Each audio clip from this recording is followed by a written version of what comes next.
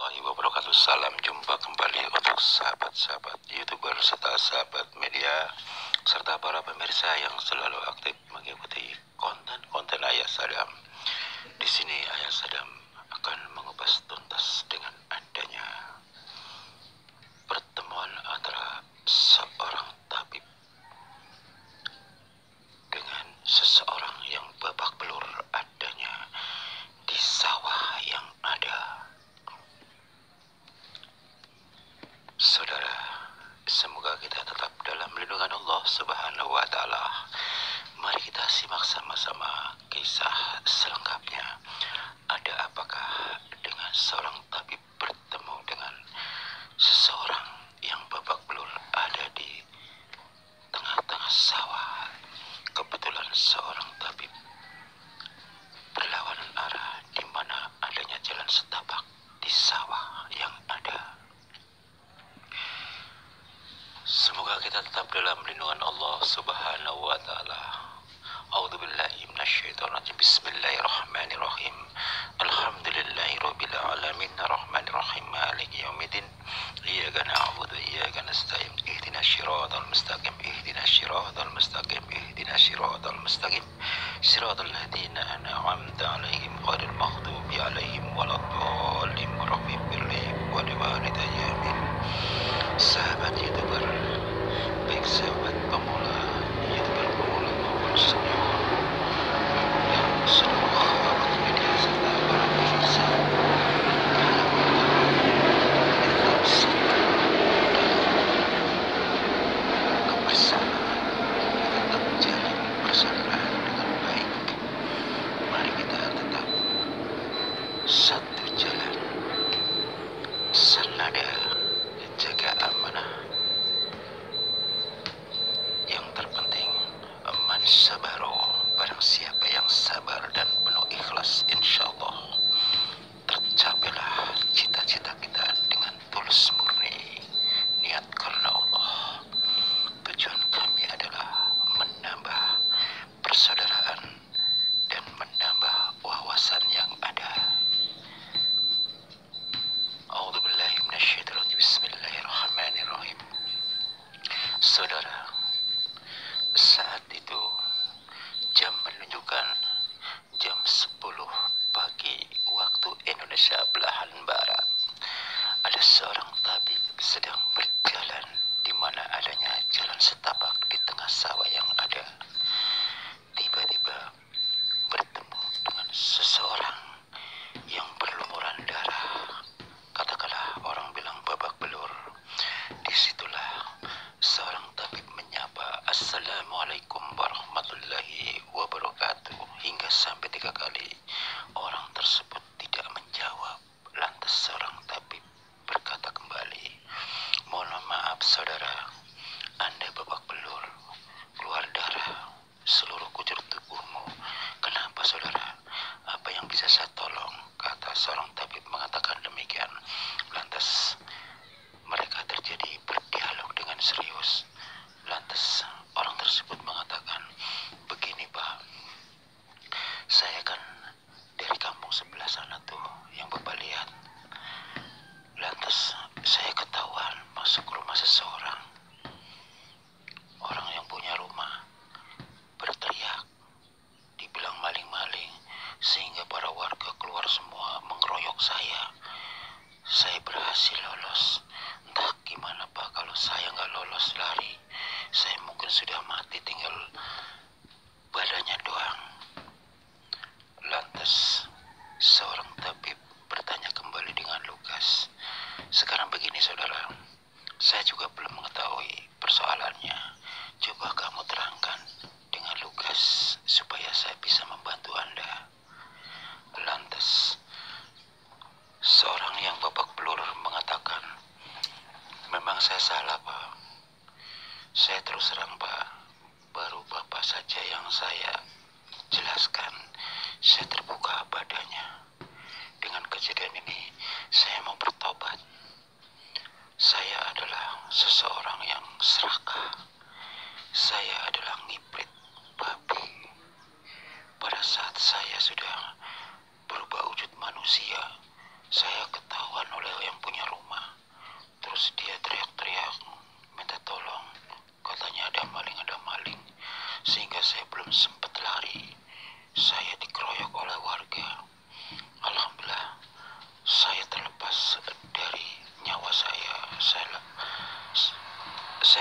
lolos walaupun badan saya bawa belur seperti ini. Lantas seorang tabib menjawab, Inna lillahi wa inna ilaihi roji'un. Bapak sekarang kayaknya sadar ya dengan adanya kejadian ini. Memang Bapak salah. Buat apa Pak? Hidup ini hanya sementara.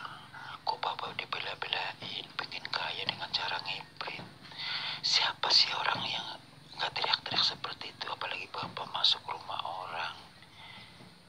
Ya, sudah jelas siapapun akan teriak minta tolong. Ini Bapak masih dikasih kesempatan untuk bertobat. Coba Bapak kalau nggak lolos, mati. Meninggal belum sempat bertobat. Nauzubillah min dalik, kata seorang tabib mengatakan demikian. Lantas seseorang yang babak belur mengatakan, iya Pak, semenjak inilah kejadian inilah, saya tiba-tiba saya ingin bertobat. Tapi saya takut. Tapi bagaimana caranya? Kata orang tersebut mengatakan demikian. Lantas seorang tabib berbicara dengan lugas. Begini Pak, kalau Bapak benar-benar mau bertobat, Bapak nggak usah takut. Saya tahu orang iblis itu punya perjanjian, kata tabib. Takutnya di situ, kalau situ mau lepas dari masalah iblis. Biasanya perjanjian itulah ancamannya nyawa Anda melayang akan ditarik oleh pusat di mana Anda ngibrit. Lantas orang tersebut mengatakan, kok Bapak bisa tahu segalanya sih? Saya belum bicara, Bapak sudah mengetahui semuanya. Tiba-tiba ternyata ada salah satu petani yang dekat sawah itu. Dari awal sudah mengetahui pembicaraan mereka berdua. Tiba-tiba dia ikut campur berbicara sambil cangkulnya yang ada di pundaknya. Pak, Bapak benar begitu. Bapak sudah bonyok badannya seperti itu. Ya jelas, yang kamu ngibrit itu kamu gak nyadar. Siapapun akan teriak, warga setempat akan mengeroyok. Masih untung ada dikasih nyawa, masih selamat lolos dari keroyokan mereka. Kamu tahu, ini seorang tabib. Sekalipun Anda tidak menjelaskan, beliau sudah mengetahui.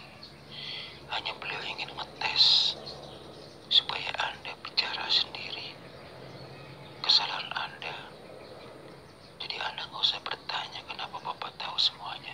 Ini seorang tabib mengerti segalanya, baik dunia gaib maupun dunia nyata.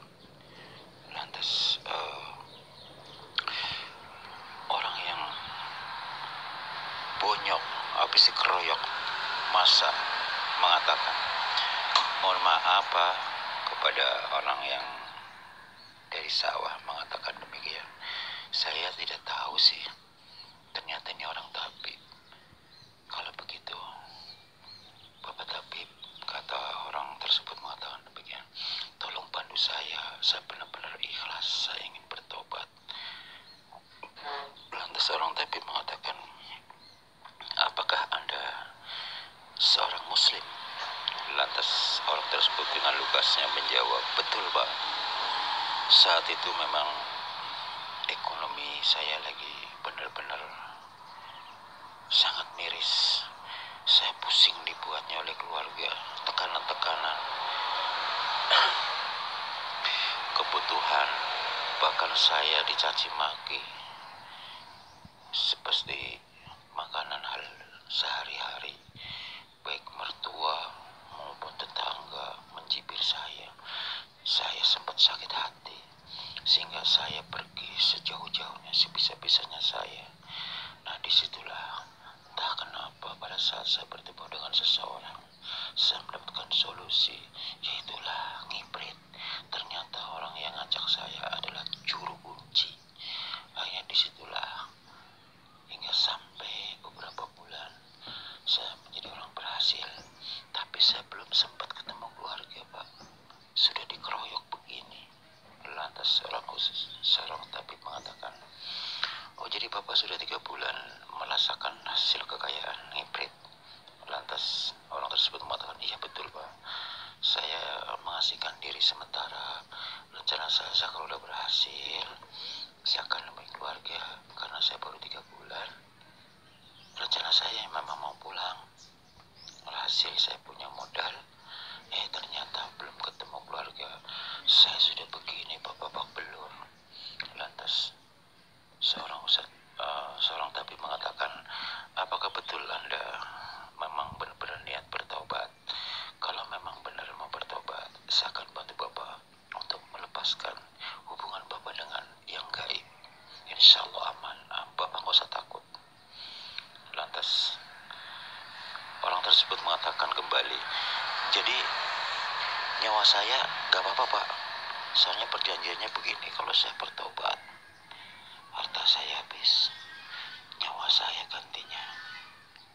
Lantas seorang tabib, Pak, Bapak kalau ikhlas, insya Allah rezekinya kemana, Allah akan berikan rezeki dengan mudah. Yang terpenting Bapak niat ikhlas karena Allah, kembali kepada Allah, bertobat, tobatan nasuha, kata seorang tabib mengatakan demikian. Dan Anda akan lepas dari hal-hal demikian, Anda tidak akan kembali lagi seperti dulu. Lantas si orang tersebut mengatakan, saya nggak jadi babi lagi Pak. Lantas seorang tabib mengatakan, tidak, kalau saya sudah mau ruqyah Anda, saya ruqyah Anda, itu artinya melepaskan segala sesuatu yang syirik, yang berbuat jahat, semuanya akan lepas. Baik berbuat jin maupun berbuat babi akan saya kembalikan ke tempat semula, Anda akan normal kembali insya Allah, kata seorang tabib mengatakan demikian.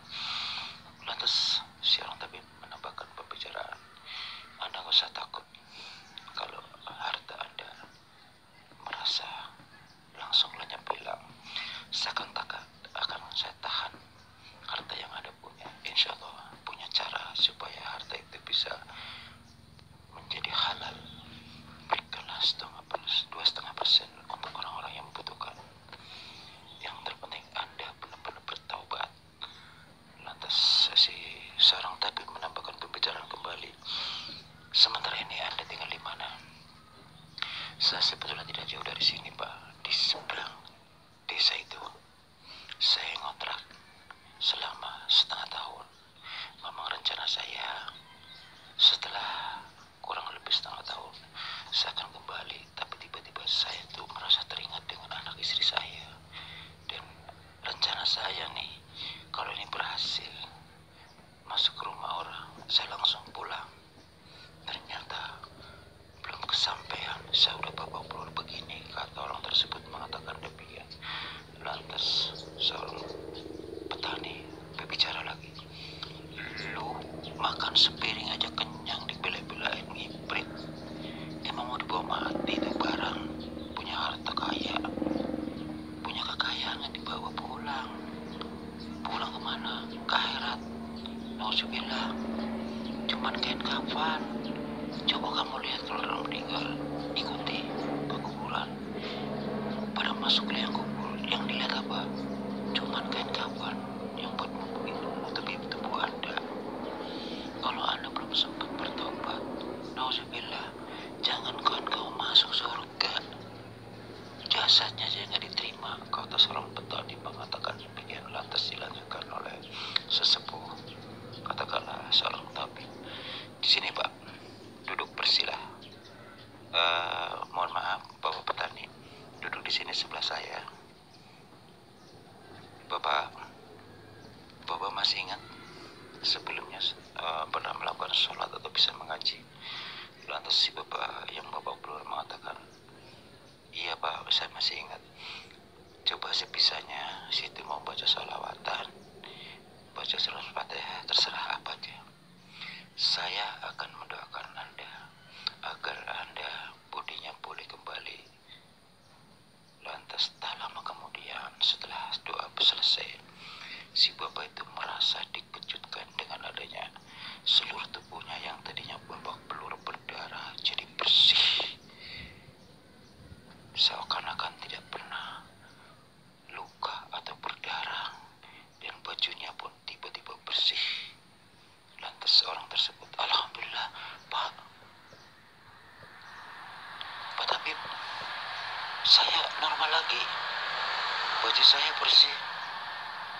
dan saya tidak terluka lagi, tidak ada darah. Lantas tabib hanya mengatakan alhamdulillahirabbil alamin.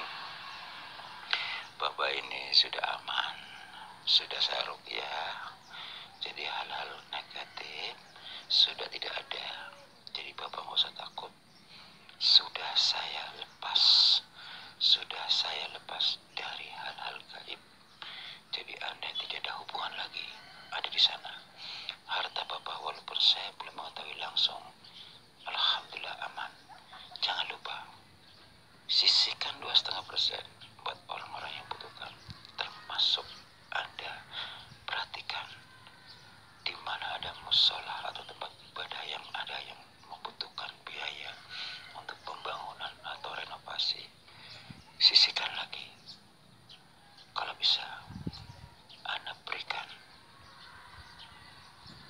untuk wakaf Anda, termasuk istri.